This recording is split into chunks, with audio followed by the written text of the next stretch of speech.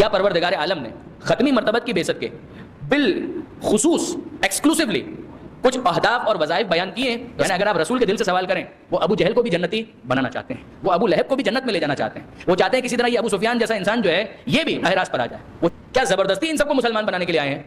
کیا کان پکڑ کر ان سب کو مسلمان بنائیں گے؟ کیا پیغمبر کلاشنکوف یا تلوار لے کر آئیں گے گن پوائنٹ پر اور کہیں گے کہ مسلمان بنو، نہیں تو ختم، ابھی تمہاری گردن اڑاتا ہوں؟ یہ چار چیزیں ہیں جو پیغمبر اکرم کے خصوصی وظائف اور اہداف کے طور پر بیان کیے جا رہے ہیں۔ ہوتا ہے ہم نے ایک اسکول کھولا ہے اور آپ آ کر اس کے اندر ایڈمیشن لیجئے، اور آپ کے نظر میں اگر اس سے کوئی بہتر انسٹیٹیوشن ہے تو وہاں چلے جائیے، لیکن اگر کوئی اس کے پیرالل آپ کو نہ ملے تو حق یہ ہے کہ یہاں پر آ کر ایڈمیشن لیجئے، ورنہ پھر جاہل رہیے، آپ کی مرضی۔ اللہ رسول بھیج رہا ہے، دلیل کے ساتھ بھیج رہا ہے، معجزے کے ساتھ بھیج رہا ہے، اس کا ایجنڈا بیان کر رہا ہے کہ اس کا ایجنڈا کیا ہے، اس امت کے لیے بھیج رہا ہے، امت کے وظائف بیان کر رہا ہے کہ امت کی ذمہ داریاں کیا ہے، کیا کرے، نمونہ عمل جو دے لے لو، یہ سب۔ اے پروردگار غلط بول دیا، نہیں بولے گا۔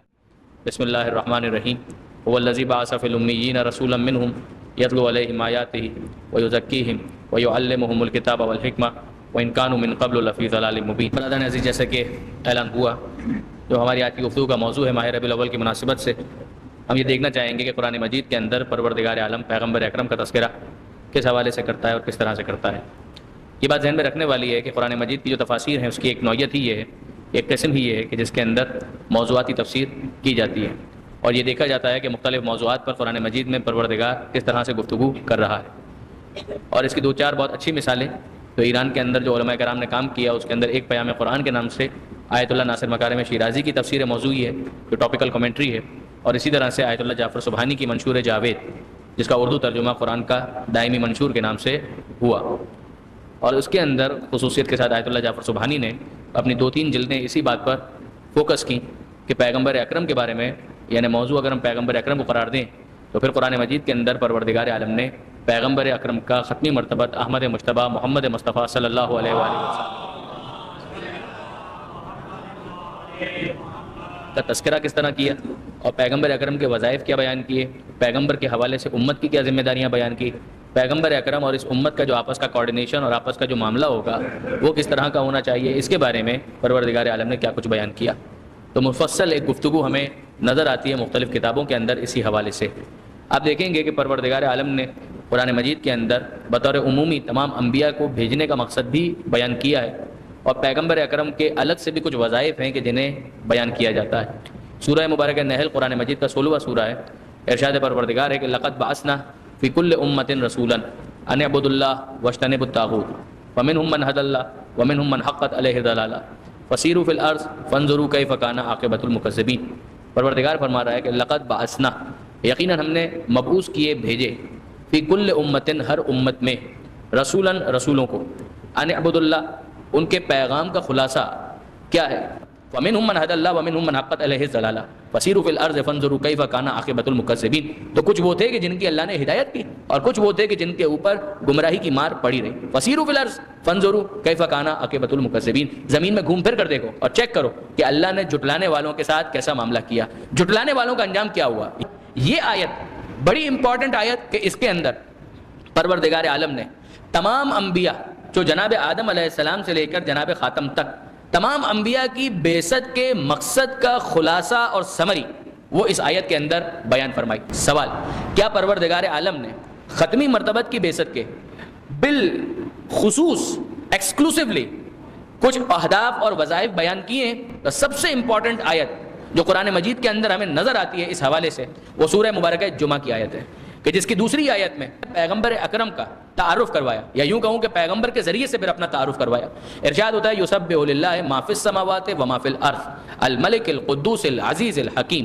یہ آیت جہاں پر خدا اپنی پاکی، اپنے بے عیب ہونے، اپنے ملک قدوس اور مختلف صفتیں بیان کرتا ہے، پھر اس کے بعد ارشاد فرماتا ہے کہ هو الذی، یہ خدا ہے کہ بعث فی الامیین، کہ جس نے امیین میں، مکہ والوں میں ایک رسول بھیجا جو انہی میں سے ہے۔ کیا کام کرتا ہے؟ یتلو علیہم آیاتہ، اس کا پہلا کام وہ ان کے درمیان آیتوں کی تلاوت کرتا ہے، ویزکیہم، ان کے نفسوں کو پاک کرتا ہے، ویعلمہم الکتاب والحکمہ، وہ انہیں کتاب کی تعلیم دیتا ہے، وہ انہیں حکمت کی تعلیم دیتا ہے۔ یہ چار چیزیں ہیں جو پیغمبر اکرم کے خصوصی وظائف اور اہداف کے طور پر بیان کیے جا رہے ہیں۔ وہ پیغمبر آ رہے ہیں، ان کا ایجنڈا کیا ہے، پیغمبر کیا کرنے کے لیے آ رہے ہیں؟ کہ یہ چار کام، آیتوں کی تلاوت، یہ کورس آؤٹ لائن ہے، یہ کریکلم ہے، یہ پروردگار بیان کرتا ہے کہ بھائی جو کورس بک ہے وہ ہے کیا۔ جس طرح سے کسی بھی ادارے میں جانے کے بعد ہمیں کتابوں کی ایک فہرست ملتی ہے، تو پڑھایا جائے گا تو کیا پڑھایا جائے گا، کہ یہ کتابیں پڑھائی جائیں گی، کہ اس کا پہلے اعلان کر دیا گیا۔ اور یاد رکھیے گا برادران عزیز، قرآن مجید کی آیتوں کی تلاوت جو پیغمبر اکرم کے وظائف کے اندر سب سے پہلے جسے بیان کیا گیا، اس کے دونوں کام ہیں، ایک تو کورس آؤٹ لائن بھی ہے، دوسرا یہ اس پیمفلٹ کی طرح سے ہے کہ جو اس بات کا اعلان کر رہا ہوتا ہے کہ صاحب ہم نے ایک اسکول کھولا ہے اور آپ آ کر اس کے اندر ایڈمیشن لیجئے، اور آپ کے نظر میں اگر اس سے کوئی بہتر انسٹیٹیوشن ہے تو وہاں چلے جائیے، لیکن اگر کوئی اس کے پیرالل آپ کو نہ ملے تو حق یہ ہے کہ یہاں پر آ کر ایڈمیشن لیجئے، ورنہ پھر جاہل رہیے، آپ کی مرضی۔ آپ نے غور فرمایا جس طرح سے ایک ایڈورٹیزمنٹ کیمپین ہوتی ہے، یہ کام بھی ان آیتوں کے ذریعے سے لیا گیا۔ خدا فرماتا ہے کہ پہلا کام کا یتلو علیہم آیاتہ کا، دوسرا کام ویزکیہم، ان کے نفسوں کو پاک کرتا ہے، تیسرا کام کا اب اس کے بعد یہ کوالیفائی کرتا ہے کہ اب اس کو کتاب کی تعلیم دی جائے، وَيُعَلِّمُهُمُ الْكِتَابَ وَالْحِکْمَةَ، اور اس کو حکمت، جو اسرار ہیں، رموز ہیں، جو گہری باتیں ہیں، وہ بھی اس کو سمجھائی جائے۔ وَإِن كَانُوا مِن قَبْلُ لَفِي ضَلَالٍ مُبِينٍ، یہ اس رسول کے آنے سے پہلے کھلی ہوئی گمراہی میں مبتلا تھے۔ اب اس کے بعد ہم تھوڑا سا بات کو آگے بڑھائیں، اس سیکوینس کو فالو کیجئے گا۔ اللہ رسول بھیج رہا ہے، دلیل کے ساتھ بھیج رہا ہے، معجزے کے ساتھ بھیج رہا ہے، اس کا ایجنڈا بیان کر رہا ہے کہ اس کا ایجنڈا کیا ہے، اس امت کے لیے بھیج رہا ہے، امت کے وظائف بیان کر رہا ہے کہ امت کی ذمہ داریاں کیا ہیں، کیا کرے، نمونہ عمل جو دے لے لو، یہ سب۔ اے پروردگار غلط بول دیا، نہیں بولے گا، نہیں بولے گا۔ اب اس کے بعد ان دونوں کے درمیان، اس رسول اور اس امت کے درمیان پیغمبر اکرم کیا زبردستی ان سب کو مسلمان بنانے کے لیے آئے ہیں؟ کیا کان پکڑ کر ان سب کو مسلمان بنائیں گے؟ یعنی پیغمبر اکرم کے ہتھیاروں میں کیا پیغمبر کلاشن کوف یا تلوار لے کر آئیں گے گن پوائنٹ پر اور کہیں گے کہ مسلمان بنو نہیں تو ختم، ابھی تمہاری گردن اڑاتا ہوں؟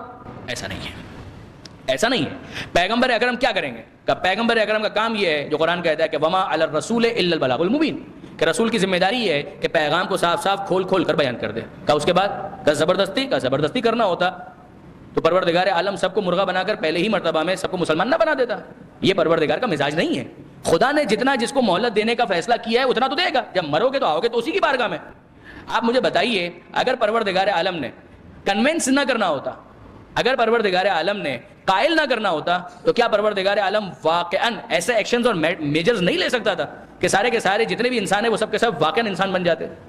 اگر فجر کی نماز پروردگار عالم ایک تو کنونس کرنے والا، فجر کی نماز پڑھو، 2 رکعت نماز پڑھو، یہ 2 رکعت نماز پڑھو، کیا ہوگا کہ اللہ راضی ہوگا، کیا ہوگا کہ اللہ اتنا ثواب دے گا، نہیں پڑھو گے جہنم میں مار پڑے گا، سب بعد میں ہونے والا ہے، ابھی کچھ ہونے والا ہے، ابھی تو کچھ بھی نہیں ہونے والا ہے۔ کیا مطلب؟ اگر پروردگار نے یہ کیا ہوتا کہ اگر کوئی فجر کی 2 رکعت نماز نہیں پڑھے گا تو دوپہر کا کھانا اس کو نہیں ملے گا، اس دن کا پانی اس کو نہیں ملے گا۔ آپ مجھے بتائیے، اگر خدا صرف اتنا ایک کام کر دے، اعلان کر دے، اگر کوئی فجر کی 2 رکعت نماز نہیں پڑھے گا تو دوپہر کا کھانا وہ نہیں کھا سکے گا، اس کے دانت جو ہے دوپہر تک نہیں چل پائیں گے، اس کی زبان نہیں چل پائے گی، اس کا پانی جو ہے وہ شام سے پہلے اس کو نہیں ملے گا، بھوک محسوس کرے گا، پیاس محسوس کرے گا۔ مجھے بتائیے کوئی ایک بھی ہے کہ جو 2 رکعت نماز چھوڑتا؟ کوئی ایک بھی نہیں چھوڑتا۔ سارے کے سارے جتنے بھی افراد ہیں ان کی پرائرٹی کے اندر یہ ہوتا کہ 10 الارم لگاؤ لیکن ایسا کرو کہ فجر کی نماز پڑھ کے سوئیں گے، بلکہ بہت سے تو سوتے بھی نہیں، ایسا جب تک فجر کی نماز نہیں پڑھیں گے تب تک جاگتے ہی رہیں گے، ورنہ کون برداشت کرے گا؟ دوپہر کو بھی کھانا نہیں، پانی نہیں، کچھ بھی نہیں۔ کیا خدا نے یہ کیا؟ نہیں کیا۔ کیا نہیں مارے گا؟ نہیں مارے گا، ایسا نہیں کہ نہیں مارے گا، مارے گا، لیکن وہ قبر میں مارے گا، وہ قیامت میں مارے گا، وہ جہنم میں مارے گا، وہ ٹھیک ہے، مگر دنیا کے اندر برکت نہیں رہے گی، خدا ناراض رہے گا، برکت نہیں آئے گی، نحوستیں آ جائیں گا، ٹھیک ہے، لیکن ڈائریکٹ مار کہ نہیں، وہ مہلت ہے، پروردگار عالم فوراً نہیں پکڑتا۔ اگر طے یہ ہوتا کہ اسے زبردستی کان سے پکڑ کر ہمیشہ مومن بنانا ہوتا تو یہ تو خدا کے لیے کوئی مسئلہ ہی نہیں تھا۔ یہاں کسی نے داڑھی شیو کی، وہاں اس کے اوپر کوئی کوڑا برس جائے، پھر میں دیکھتا ہوں کہ کتنے افراد داڑھی شیو کرتے ہیں، یا کوئی خاتون بے حجاب نکلے نام محرم کے سامنے اور وہاں پروردگار کی طرف سے ایک تازیانہ آ جائے، پھر آپ دیکھیں گے کون۔ لیکن یہ تو پھر فائدہ کیا ہوا؟ انسانوں اور جانوروں میں یہ تو فرق ہونا چاہیے کہ جانور کو زبردستی منوایا جاتا ہے، انسان کو اس کی رضا کے ساتھ قائل کرنے کی کوشش کی جاتی ہے۔ کامیاب وہی ہے کہ جو پروردگار کی بارگاہ میں رضا اور رغبت سے سرنڈر کر کہ مالک میں چاہتا ہوں کہ تیری بات پر عمل کروں، اس لیے کہ حق یہ ہے کہ تیری بات پر عمل کیا جائے۔ یہ جنت اور جہنم نہ بھی ہوتے تو حق یہ تھا کہ تیرے سامنے اپنا سر جھکا دوں، جو مولا نے فرمایا کہ ما عبدتک طمعا لجنتک ولا خوفا من نارک بل وجدتک اہلا للعبادہ فعبدتک۔ مالک میں نے تیری عبادت تو جنت کے لالچ میں بھی نہیں کی، جہنم کے خوف سے بھی نہیں کی، میں نے تو تجھے عبادت کا اہل پایا تو خود کو تیرے سامنے جھکا دیا، اپنا سر تیرے سامنے جھکا دیا۔ واقعی یہ عجیب لیول ہے، ہم جنت کی محبت ہی میں یا جہنم کے خوف ہی سے اگر عبادت کر لیں تو بھی غنیمت ہے، لیکن آپ غور فرمائیے ایک لیول وہ بھی ہے، یہ کیفیت کہ جو انسان کا اختیار باقی رہے۔ قرآن مجید کے اندر کئی مرتبہ خدا بیان کرتا ہے کہ ان ہدیناہ السبیل اما شاکرا و اما کفورا، ہم نے انسان کو ہدایت دے دی، اب اس کی مرضی، چاہے وہ شکر کرنے والا بنے چاہے وہ کفر کرنے والا بنے، ہم اس کو زبردستی مسلمان نہیں بنانا چاہتے۔ سوال، زبردستی تو مسلمان نہیں بنانا چاہتے، پھر پیغمبر اکرم سے کیا مطالبہ ہے؟ پیغمبر سے مطالبہ یہ ہے وما علی الرسول الا البلاغ المبین، اے رسول آپ صاف صاف بس بیان جو ہے اس کو کلیئر رکھیں, کوئی ایمبیگوٹی نہ ہو, کوئی اجمال نہ ہو, کھول کھول کے کلیئر, کسی کو سمجھنے میں پرابلم نہ ہو, اس طرح سے بات کو بیان کر دیں. فذکر ان نفعت الذکر, اے حبیب ان کو یاد دلاتے رہیے. ان نفعت الذکر, اگر یاد دلانے کا کچھ بھی فائدہ لگتا ہے آپ یاد دلائیے, یہ بھول جائیں گے مگر آپ یاد دلاتے رہیے. فذکر ان الذکر تنفع المؤمنین, اے حبیب آپ یاد دلائیے, اور کسی کو فائدہ ہو یا نہ ہو مومنوں کو فائدہ ہوگا اس یاد دہانی کے نتیجے میں. مومن بھی تو بھول جاتے ہیں نا, کہ ان کو تو فائدہ ہوگا. ان الذکر تنفع المؤمنین, آپ اپنا یہ والا کام یہ آپ کرتے رہیے. غور فرمایا آپ نے. اب پیغمبر اکرم کی کیفیت کیا ہے, قرآن ہی سے ہم اگر سوال کریں, پیغمبر اکرم ذمہ داری کیا ہے؟ یاد دلاتے رہیے.